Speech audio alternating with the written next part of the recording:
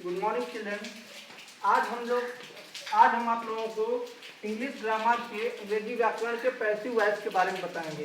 Passive voice children होता है कर्मवाच्य। हम लोग पहले पढ़ते थे एक्टिव वॉइस मतलब कर्ता वाच्य है, वहाँ पे कर्ता प्रधान होता है, लेकिन पैसिव वॉइस में उसका ठीक उल्टा यहाँ पर हम कर्म को प्रधान करते हैं, कर्ता को प्रधान नहीं करते हैं।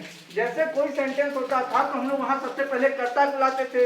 हमने आपको टेंस में पढ़ाया कि सबसे पहले कर्ता को लाया जाता है, फिर उसके बाद सहायक क्रिया को, फिर क्रिया को लाया जाता है।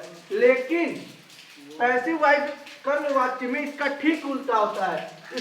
इसमें सबसे पहले कर्म यानी कि ऑब्जेक्ट को सर्वप्रथम लाया जाता है, फिर उसके बाद सहायक क्रिया, फिर उसके बाद क्रिया का प्रयोग किया जाता है। जैसे देखिए हम लोग पहले चैप्टर पढ़ते हैं पैसिव वॉइस का प्रेजेंट इंडेफिनिट टेंस। इसके नियम है कर्ता के साथ इज एम आर लगता है तथा उसके बाद क्रिया के तृतीय रूप थर्ड फॉर्म का प्रयोग किया जाता है और वाक्यों के क्रिया के बाद बाई का प्रयोग किया जाता है। चिल्ड्रन, हमने आपको टेंस में पढ़ाया था कि एक वचन कर्ता के साथ ही इज का प्रयोग किया जाता है और बहुवचन कर्ता के साथ आर का प्रयोग किया जाता है और आई के साथ एम का प्रयोग किया जाता है। हमने आपको टेंस में यही पढ़ाया था। इसमें चिल्ड्रन हम लोग सबसे पहले कर्ता को नहीं देखेंगे, सबसे पहले हमको कर्म को यानी कि ऑब्जेक्ट को देखना है। इसमें सबसे पहले हम लोग ऑब्जेक्ट को देखते हैं। जैसे हमारा देखिए ये सेंटेंस है, ही रीड्स ए बुक। ये हमारा प्रेजेंट इंडेफिनिट टेंस है। हमने आपको टेंस में बताया था कि जब किसी वाक्य के अंत में ता हूँ, ती है, ते है, ता है इत्यादि शब्द लगा रहता है, उसे हम लोग प्रेजेंट इंडेफिनिट टेंस कहते हैं। प्रेजेंट इंडेफिनिट टेंस बनाने के लिए हमने आपको बताया था कि सबसे पहले हम कर्ता को लाते हैं, फिर उसके बाद क्रिया और क्रिया के प्रथम रूप में यस या यस का प्रयोग किया जाता है, फिर उसके बाद हम लोग ऑब्जेक्ट लिखते हैं। लेकिन यहाँ पे हम लोग पैसिव वॉइस बना रहे हैं तो यहाँ पे हमारा कर्ता प्रधान नहीं है, यहाँ पे हमारा ये ऑब्जेक्ट कर्म प्रधान है। तो इसको जब हम लोग पैसिव वॉइस में चेंज करते हैं तो एक वचन कर्ता के साथ इज का प्रयोग होता है, बहुवचन कर्ता के साथ आर का प्रयोग होता है और आई के साथ एम का प्रयोग होता है। ये हमने आपको टेंस में पढ़ाया था। टेंस में हमने आपको ये बताया था। तो हम पहले देखेंगे कि ये हमारा जो ऑब्जेक्ट है कर्म है या एक वचन है या बहुवचन है। तो ए बुक एक ही किताब है, तो इसके लिए हम लोग यहाँ पे इज का प्रयोग करेंगे, क्योंकि हमने आपको बताया कि एक वचन कर्ता के साथ इज का प्रयोग किया जाता है।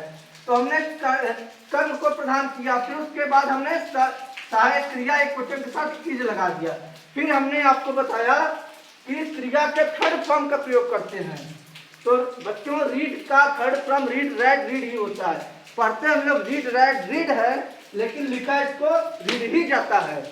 तो ये ए बुक इज रीड, फिर हमने आपको अंत में बताया कि क्रिया के बाद बाई का प्रयोग किया जाता है। तो a book is read by me, इसका अर्थ हुआ children he reads a book, वह किताब पढ़ता है। फिर हम लोग इसका पैसिव वॉइस का अर्थ होगा कि एक किताब उसके द्वारा एक किताब मेरे द्वारा पढ़ी जाती है। ये तो हो गया हमारा एक्टिव वॉइस और पैसिव वॉइस का प्रथम प्रेजेंट इंडेफिनिट टेंस। इसी तरह से चिल्ड्रन हमारा नेक्स्ट एग्जांपल है द टीचर टीचेड मी। अब इसका हम लोग को पैसिव वॉइस बनाना है। तो हमने आपको बताया कि पैसिव वॉइस में शब्द का हम कर्म प्रधान करते हैं। तो यहाँ पे मी है, तो मी का हम लोग आई कर दिए और हमने बताया आई के साथ हमेशा एम का प्रयोग होता है। तो आई एम क्रिया के थर्ड फॉर्म का प्रयोग किया जाता है, टीच टाट टाट।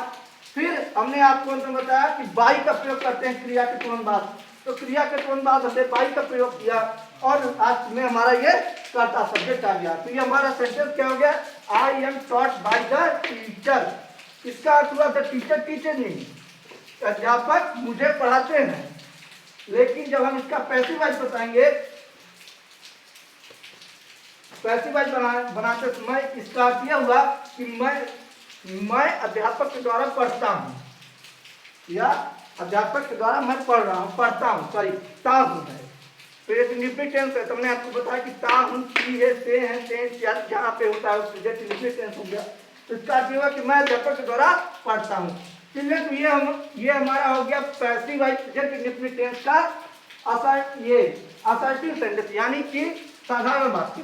अब हम लोग इसका पढ़ते हैं negative sentence. Negative sentence children, negative sentence में ज्यादा कोई चेंजिंग की बात नहीं है, बस कर्ता के साथ इज एम आर के तुरंत बाद हम नॉट लगा देते हैं और फिर क्रिया के थर्ड फॉर्म रूप का प्रयोग किया जाता है और साधारण वाक्य की तरह इसमें भी अंत में बाई का प्रयोग किया जाता है। जैसे कि हमारा सेंटेंस है the teacher does not teach me, अध्यापक मुझे नहीं पढ़ाते हैं, ये हमारा एक्टिव वॉइस हो गया। अब हम इसको पैसिव वॉइस में चेंज करेंगे।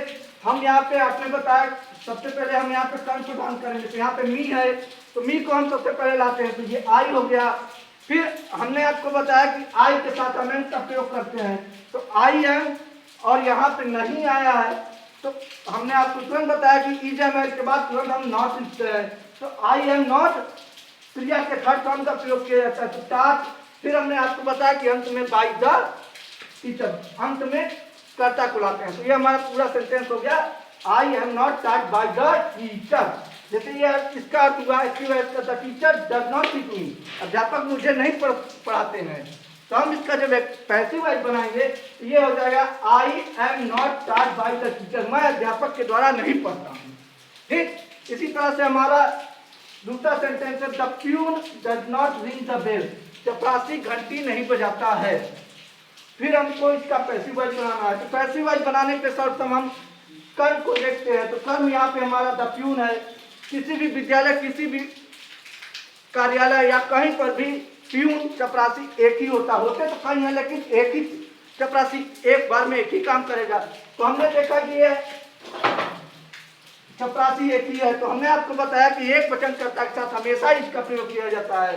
तो ये जब हम लोग इसका पैसिव वॉइस बनाएंगे तो हम यहाँ पे कर्म को उठाएंगे। तो कर्म हमारा द बेल है, तो द बेल घंटी में एक ही होती है, इसलिए ये एक वचन करता है, सॉरी एक वचन कर्म है। तो the bell is not run by the peon, अर्थ ये हुआ कि the peon does not ring the bell, चपरासी घंटी नहीं बजाता है। फिर इसका जब हम लोग पैसिव वॉइस बनाएंगे तो इसका अर्थ क्या हो जाएगा, चपरासी के द्वारा घंटी नहीं बजाई जाती है। तो ये चिल्ड्रन हो गया आपका पैसिव वॉइस का first lecture, present indefinite tense, उसका assertive sentence and negative sentence. Thank you.